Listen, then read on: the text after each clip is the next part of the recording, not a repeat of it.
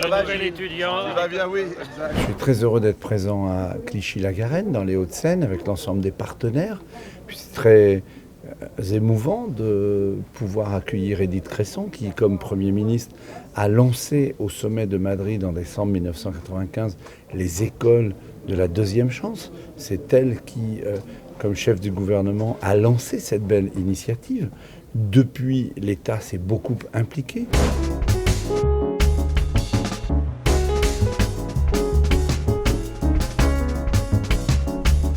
Aujourd'hui, il y a de plus en plus d'écoles de la deuxième chance, donc ça correspond à un besoin. Et les élus locaux en particulier, qui ont quand même au début entraîné cette affaire, l'ont bien compris. Le gouvernement maintenant aide. Et donc, il y a environ près de 12 000 jeunes qui sont dans ces écoles de la deuxième chance. Mais comme j'inaugure à peu près une école tous les 15 jours, ça va très vite. On arrive à des résultats qui sont remarquables, 60% de résultats positifs, c'est-à-dire un résultat positif, c'est la sortie avec un emploi ou avec le retour à une formation qualifiante.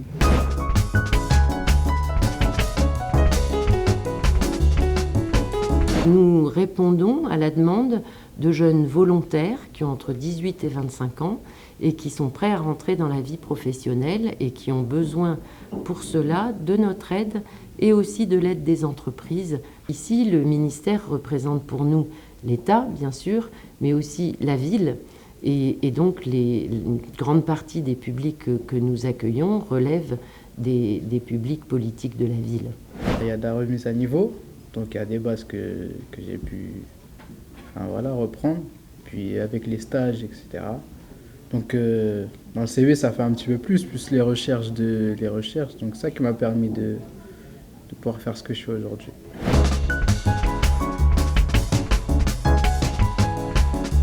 La formation, c'est la clé de l'emploi. Vous pouvez toujours chercher des emplois. Si vous n'avez pas une formation, vous n'en sortez pas. Donc voilà ce à quoi nous avons cru et ce à quoi nous continuons à croire. Ce mouvement va se développer. En Île-de-France, il y a maintenant 18 écoles de la deuxième chance, 18. Et dans tous les départements, et ce soir, donc, on accomplit la fin de la boucle, en une certaine mesure, puisque dans les Hauts-de-Seine, ça manquait, on y est. Les entreprises que je représente prennent leur part dans cette responsabilité.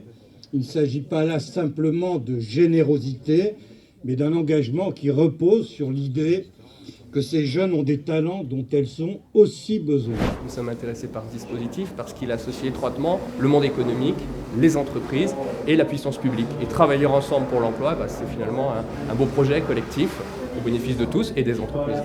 Pour répondre aux demandes des entreprises, il faut accompagner les jeunes dans leur qualification. Et l'école à deuxième chance répond à la fois au niveau du contenu, mais aussi de la motivation, de la façon de se présenter, d'être accompagné, d'aider des jeunes qui n'iraient pas spontanément vers les formations existantes ou vers les entreprises. Ça a été formidable ici de pouvoir échanger avec tous ces jeunes qui ont bénéficié de cette formation. Et le maître mot qui est revenu dans chacune de leurs interventions, c'était la confiance. Confiance en eux d'abord, puis confiance aux autres, confiance dans la société. Et franchement, c'est là où on peut être fier des valeurs de notre République, une République qui ne laisse aucun jeune sur le côté de la route. C'est aussi ça, la République.